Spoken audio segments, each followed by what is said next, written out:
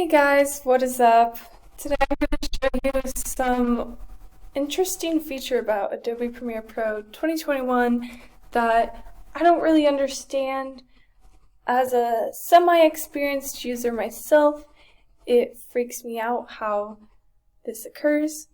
So let's get right into it. So we have this timeline right here, this project that we're doing. I open a new project.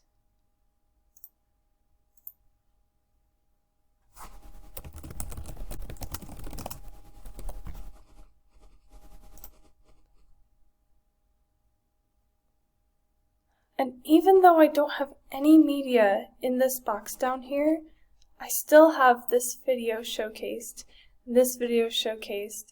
and the timeline completely the same. If I import videos into this new project, the timeline still stays the same.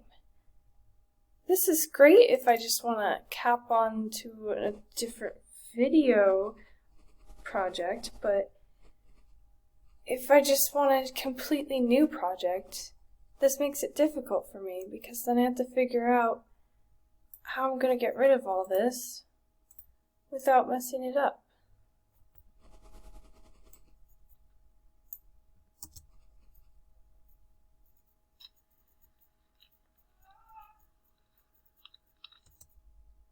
Luckily, the features still work, but this is one of the things about Adobe Premiere Pro that I would work on.